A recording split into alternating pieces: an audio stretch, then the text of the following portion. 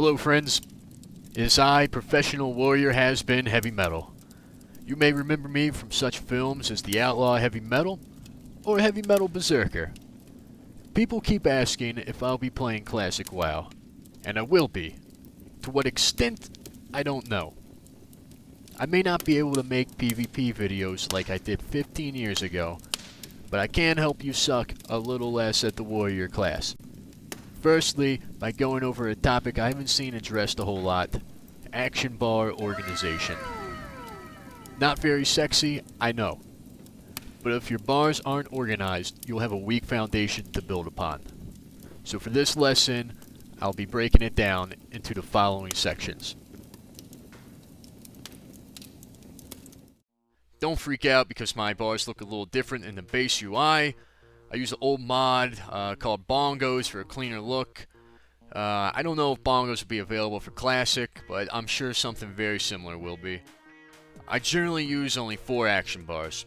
One for my main moves that is larger than the rest, so that I can see them and their cooldowns a little more easily. Another for offensive cooldowns on the right. One for defensive cooldowns or more tanking moves on the left. And a final one underneath that I use for gadgets, food, potions, and the like. You absolutely don't have to organize your bars this way. It's just what makes sense for me, and honestly you should organize your bars in a method that makes sense to you.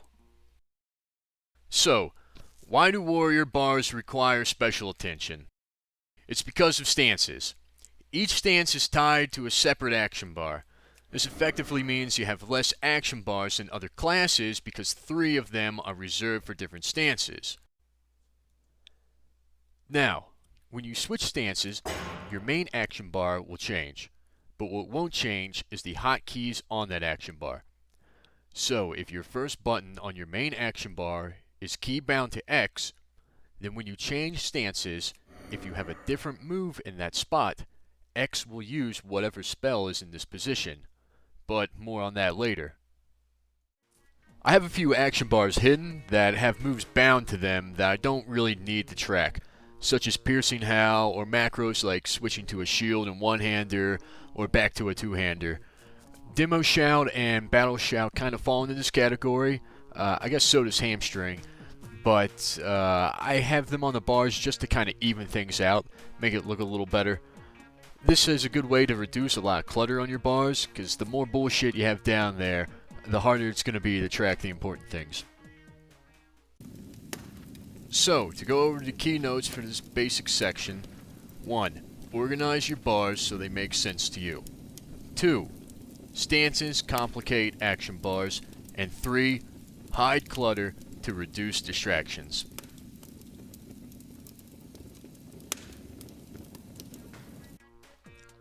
This brings us to option 1, bars that change with your stances. Like we discussed earlier, this is where the spell layout on your main action bar will change depending on what stance you're in. I believe, with no supporting evidence at all, this is how most warriors arrange their bars. The advantage of this is that since multiple moves are tied to the same hotkey, you'll need less buttons. If you're someone who's tight on keyboard space, this might be the layout for you. A great example of how this works can be seen in the moves Overpower, Revenge, and Whirlwind. All 3 are damage-dealing abilities that are stance-specific. Overpower goes with Battle Stance, Revenge with Defensive, and Whirlwind with Berserker. So all 3 of these can be tied to the same hotkey, sparing you 2 additional buttons. The disadvantage is that you won't be able to view the cooldowns on certain moves when you're in the wrong stance, giving you less situational awareness. However, this can be remedied by also placing these moves on action bars that aren't tied to stances. I feel this looks cluttered and stupid when you have the same move multiple times on different action bars, and if you're going to go that far, you should probably just go with option 2. To review for bars that change: they require less hotkeys, you're going to have less cooldown awareness, but if you fix that, it's going to create clutter on your bars.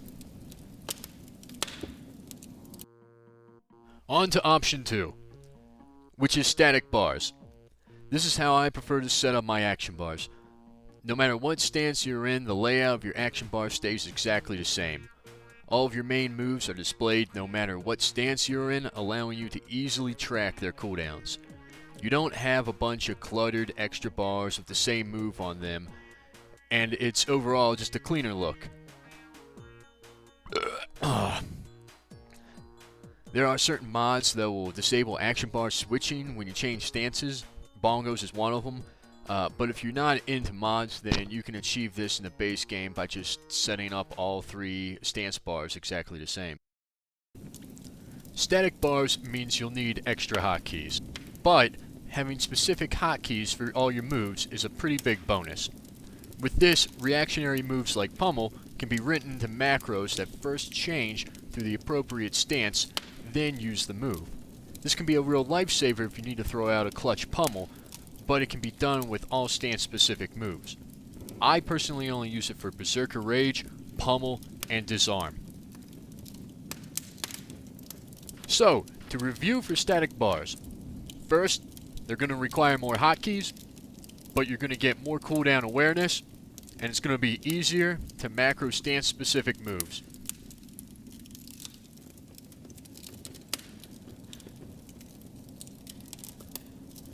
Well, friends, that's all for this one.